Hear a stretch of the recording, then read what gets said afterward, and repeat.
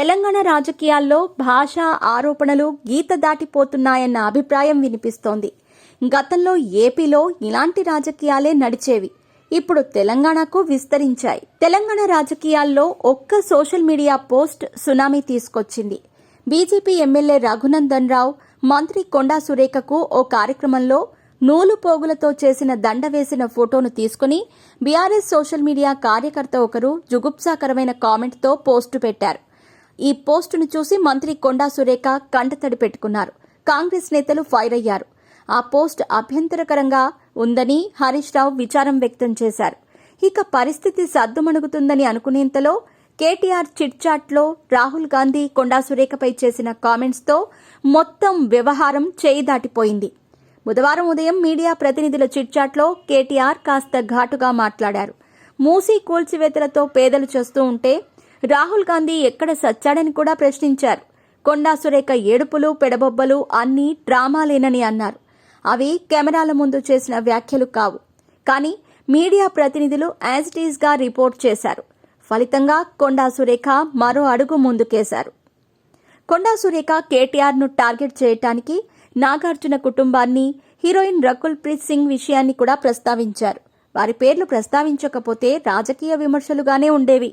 కానీ ఆ కుటుంబాలకు రాజకీయాలతో సంబంధం లేదు. అయినా వారి విషయాన్ని తీసుకురావడంతో ఇది వివాదమైంది. కొండా సురేఖపై తీవ్ర విమర్శలు వస్తున్నాయి. నాగార్జున ఆ విమర్శలు వెనక్కి తీసుకోవాలని కోరారు. ఇక బీఆర్ఎస్ నేతలు కొండా సురేఖపై తీవ్ర స్థాయిలో విరుచుకుపడుతున్నారు. కొండా సురేఖ వ్యాఖ్యలు చేసిన వెంటనే బీఆర్ఎస్ సోషల్ మీడియా ఓ ఆడియోను లీక్ చేసింది. వేరొక మహిళతో కొండా సురేఖ మాట్లాడుతున్న ప్రైవేట్ సంభాషణ అది. అందులో అసభ్యకరమైన మాటలున్నాయి. కానీ అది రాజకీయం కాదు. అయినా BRS social media incharge Krishank దాన్ని ఆన్లైన్లో పెట్టారు. ఆ ఆడియో ఎక్కడి నుంచి వచ్చింది? ట్యాపింగ్ చేసినప్పుడు రికార్డింగ్ చేసిందా అని కాంగ్రెస్ నేతలు ప్రశ్నిస్తున్నారు. కాంగ్రెస్ నేతలు కొండా సురేఖకు అండగా నిలుస్తున్నారు. బీఆర్ఎస్ నేతలే మొదట ప్రారంభించారని అంటున్నారు. ఏపీలో వైసీపీ అధికారంలో ఉన్న 5 ఏళ్లలో ఇలాంటి అసభ్యకరమైన బూతు రాజకీయాలు చాలా ఎక్కువగా ఉండేవి. వైసీపీ తరపున తెర ముందుకు వచ్చే పేర్ని నాని, కొడాలి నాని, రోజా, పోసాని ఇలా ప్రతి ఒక్కరూ తమదైన భాషతో 5 ఏళ్ల పాటు దడదడలాడించారు. వారికి కౌంటర్ ఇవ్వటానికి టీడీపీ నేతలు అదే పని చేశారు. కుటుంబాలని కూడా సోషల్ మీడియాకు ఎక్కించుకుని ఆరోపణలు చేసుకున్నారు.